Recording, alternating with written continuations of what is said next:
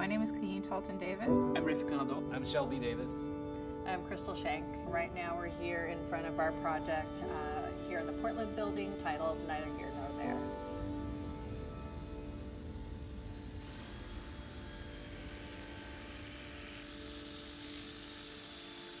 I am the designer and artist behind the We've Been Here mural in the Lizzie Kuntz Weeks event space here in the Portland building. I'm a media arts and director working and living in Los Angeles. With my team, we are 12 people creating public art experiences for any age, any background, and any culture. We are sculptors. We work together as husband and wife on public art projects.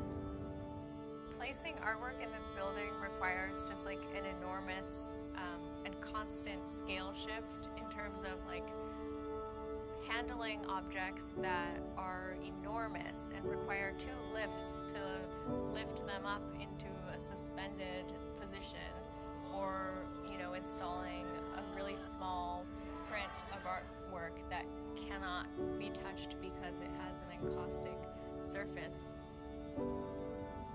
For us personally, this is one of the biggest projects that we've taken on. We have a deep connection to Portland and the landscapes here, so it was kind of nice to give that gift back to the city. We learned so much in this process. We had never done any CNC work specific to sculpting, and so taking computer landscapes and sort of hovering over the earth and finding something that's topographically interesting and then having it carved out and sort of manifest in the wood in front of us was incredible. I think the most interesting part was the research. Went into the city archives, the Oregon Historical Society, also reached out to other people within the community just to kind of get some different pictures and stories. The piece shows a variety of different women in the early 1900s through the 1930s, and collecting that information, those stories were very interesting to me. It's my very first physical sculpture that truly deals with data and mission intelligence. And as far as we know, it's one of the first examples of using public data with mission intelligence and transforming into a 3D form of sculpture. I recognize that there really isn't much of a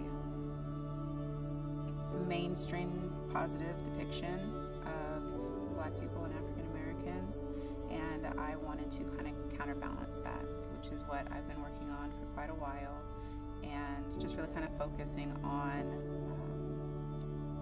Black joy.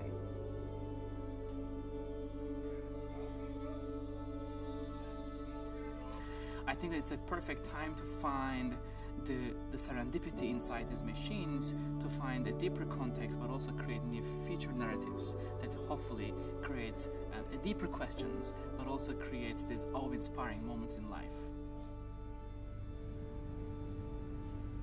The closer you look, you'll be able to find maybe things that you can pick out are noticeable. Crater Lake, Mount Hood, those are hopefully some of the things that invite you in to hunt further in the terrain. Our priority is to serve the artwork.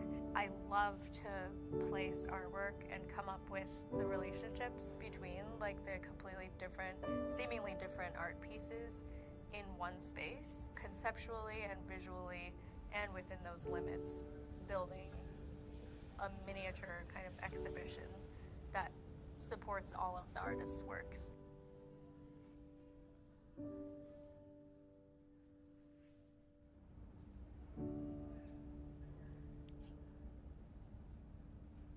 So today is almost the last moments of installation.